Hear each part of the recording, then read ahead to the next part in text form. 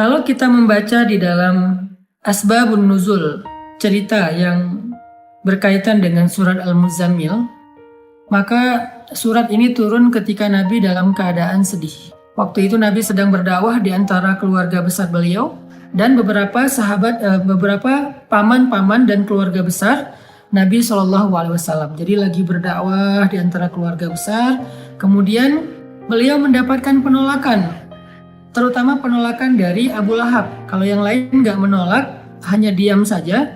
Kalau Abu Lahab menolak dengan kasar, menolak dengan marah, menolak dengan menghina, mencela, sampai ngata-ngatain Nabi, engkau itu anak yatim, kamu harus tahu diri, kamu itu siapa yang selama ini membesarkan kamu, kami adalah paman-paman kamu, seandainya kamu mau mengajarkan kami lebih tahu daripada kamu, karena kami lebih tua, kami lebih banyak pengalaman, kami. Abu Lahab menolak dakwah Nabi dengan sombong.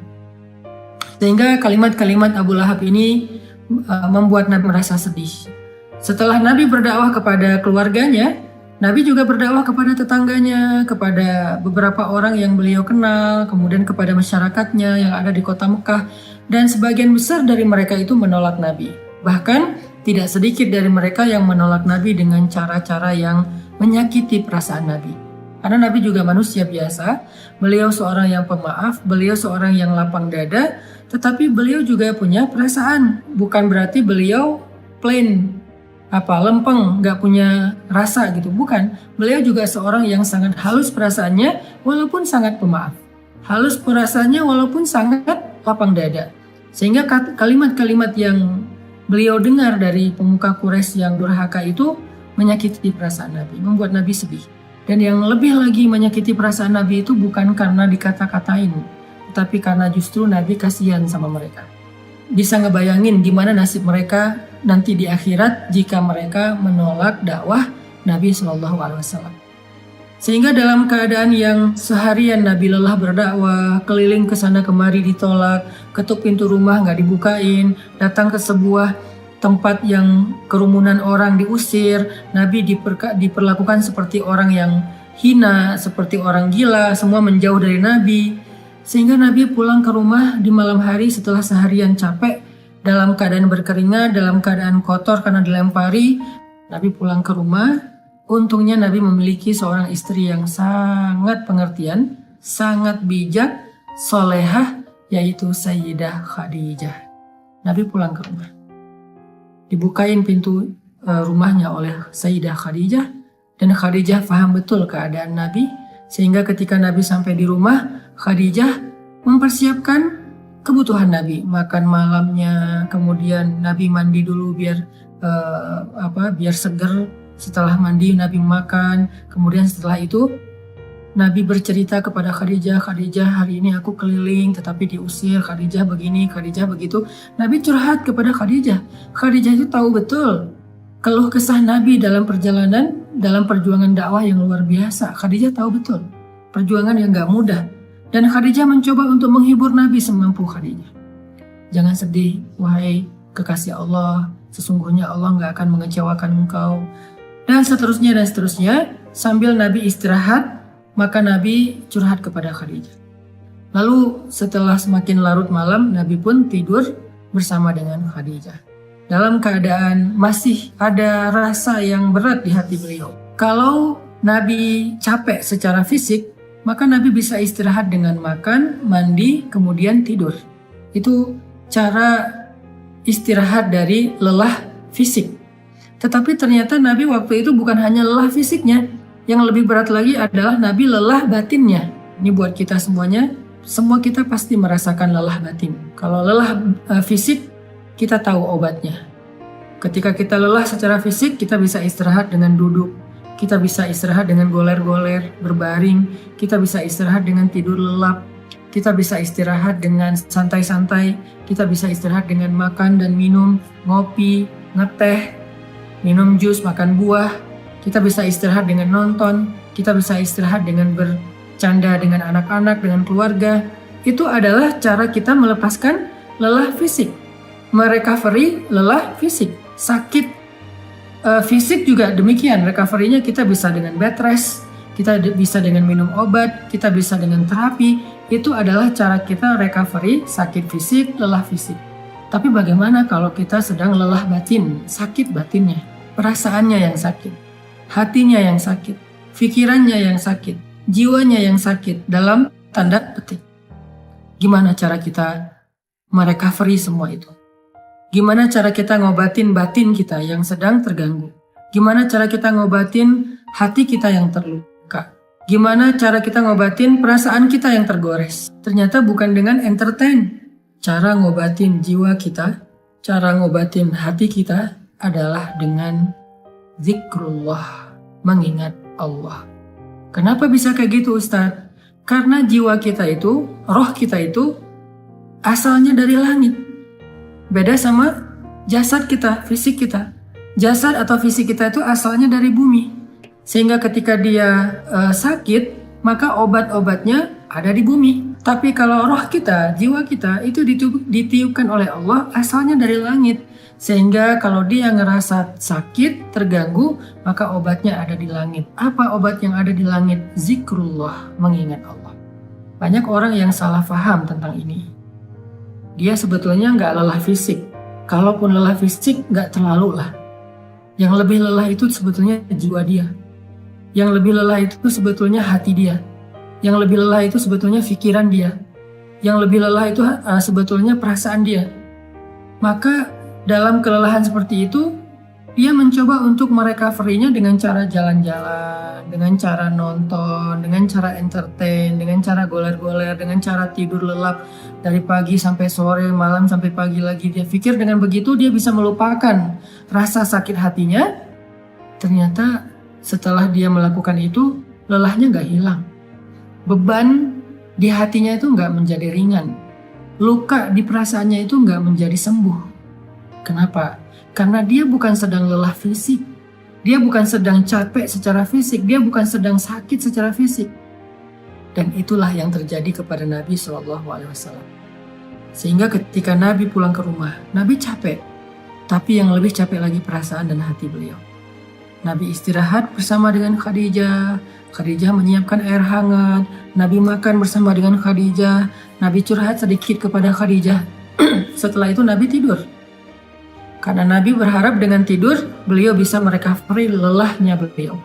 Ternyata Allah tahu, Nabi bukan hanya butuh tidur. Ya, seseorang butuh tidur untuk recovery lelah fisiknya. Tetapi bukan hanya fisiknya yang lelah. Nabi juga merasakan lelah yang luar biasa hatinya. فَلَعَلَّكَ بَاخِعٌ نَفْسَكَ عَلَىٰ آثَارِهِمْ فَلَعَلَّكَ بَاخِعٌ نَفْسَكَ عَلَىٰ آثَارِهِمْ إِن لَّمْ يُؤْمِنُوا بِهَٰذَا الْحَدِيثِ أَسَفًا. Kata Allah di surat Al-Kahfi. Hampir saja engkau mencelakai dirimu sendiri. Hampir saja engkau mencelakai dirimu sendiri. Karena merasa berat terhadap pengingkaran mereka. Merasa berat terhadap kedurhakaan mereka, merasa berat terhadap kekufuran mereka, hampir saja engkau mencelakai dirimu sendiri. Hampir saja engkau membebani perasaanmu sendiri. Itu yang dirasakan Nabi. Nabi sangat terbeban. Bukan terbeban secara subjektif perasaan pribadi beliau, bukan. Beliau itu terlalu menginginkan hidayah kepada umatnya. Beliau itu akan sangat sedih kalau ada yang menolak dakwah beliau. Bukan karena pribadinya, tetapi karena kasihan kepada mereka. Allah tahu Nabi sedang merasakan itu. Sehingga ketika Nabi tertidur, terlelap, Muzammil itu sebuah kiasan bahwa Nabi itu tidur lelap. Dalam bahasa Arab, orang kalau tidur lelap itu diistilahkan dengan berselimut. Walaupun bisa juga bermakna memang Nabi memakai selimut, tetapi Al-Quran lebih dalam dari itu. Al-Quran sedang tidak bicara hanya soal selimut yang dipakai Nabi, tetapi Al-Quran itu adalah bahasa sastra, bahasa yang tinggi. Maknanya itu tidak sedangkal pemaknaan kita, pasti pemaknaannya lebih dalam lagi. Sehingga kalimat ya ayyuhal muzammil, wahai orang yang berselimut di sini artinya wahai orang yang sedang lelap dalam tidurnya. Wahai orang yang sedang nyaman dengan tidurnya. Kan berselimut itu nyaman, lelap ya. Wahai orang yang sedang beristirahat dari lelah fisiknya dengan cara tidur. Allah tahu Nabi butuh istirahat, tidur agar bisa merecovery capek secara fisik. Tetapi Nabi juga butuh sesuatu yang bisa merecovery capek batin, perasaan, jiwa dan pikiran beliau. Sehingga Allah berfirman, "Qumil lail." Bangunlah di malam hari. Ternyata fadilah keutamaan pertama dari tahajud itu adalah tahajud obat dari lelahnya jiwa. Tahajud adalah recovery batin. Tahajud adalah obat hati. Tahajud adalah penenang pikiran apabila dilakukan dengan sungguh-sungguh. Tabattul atau tabatilah. Itulah keutamaan tahajud. Setelah Nabi beristirahat dengan cara tidur untuk merecovery lelah fisiknya, Allah suruh Nabi juga untuk melakukan sesuatu yang bisa merecovery lelah batinnya. Apa itu? Qumil lail. Berdirilah di malam hari. Bangun malam, tahajud. Sehingga buat kita semua yang pernah merasakan lelah batin atau mungkin sekarang sedang merasakan itu, sedang ngerasa lelah batinnya, sedang ngerasa capek jiwanya, sedang ngerasa sakit hatinya, sedang ngerasa terluka perasaannya, sedang ngerasa galau pikirannya, qumil lail, bangunlah di malam hari, maka Allah Subhanahu wa Ta'ala akan mengobati luka di hati kita, seperti obat yang bisa menyembuhkan luka di fisik kita. Bangunlah di malam hari, maka Allah akan menyembuhkan sakit hati kita, seperti obat yang bisa menyembuhkan sakit fisik kita. Bangunlah di malam hari, maka Allah akan menyembuhkan goresan di perasaan kita, sebagaimana obat bisa menyembuhkan goresan luka di kulit kita. Bangunlah di malam hari, maka Allah Subhanahu wa Ta'ala akan menenangkan pikiran kita, sebagaimana ada jenis obat yang bisa menenangkan kita dari rasa sakit. Bangunlah di malam hari, maka Allah akan melapangkan dada kita, sebagaimana obat bisa menjadikan kenyamanan bagi kita yang sedang merasakan kesakitan. Bangunlah di malam hari, Allah Subhanahu wa Ta'ala akan menyembuhkan penyakit-penyakit amradul qulub atau perasaan tidak nyaman di jiwa kita. Itu fadilah keutamaan pertama dari tahajud atau tarawih apabila kita melakukannya dengan benar. Jadi sekarang kita jadi tahu recovery yang kita butuhkan itu ada dua. Ada recovery fisik, ada recovery zahir, ada recovery jasad kita, tubuh kita, ada recovery jiwa kita, batin kita, perasaan kita, hati kita. Recovery fisik dengan istirahat, dengan tidur, dengan makan, dengan ngopi, dengan ngeteh, dengan makan buah, dengan minum jus, dengan entertain, dengan nonton, dengan jalan-jalan, dengan bersenda gurau dengan keluarga. Itu adalah recovery fisik. Sedangkan recovery batin, jiwa, perasaan, dan pikiran kita, hati kita dengan zikrullah. Dan zikrullah yang paling baik itu di antara sekian banyak zikrullah adalah qiyamul lail, salat malam. Kenapa? Jawabannya ada di ayat ke-6, inna nasyi'atal lail asyaddu wat'an wa aqwamu qila. Karena malam hari itu lebih menenangkan buat kita dan lebih mudah untuk khusyuk. Itu fadilah pertama dari tahajud atau qiyamul lail atau salat tarawih.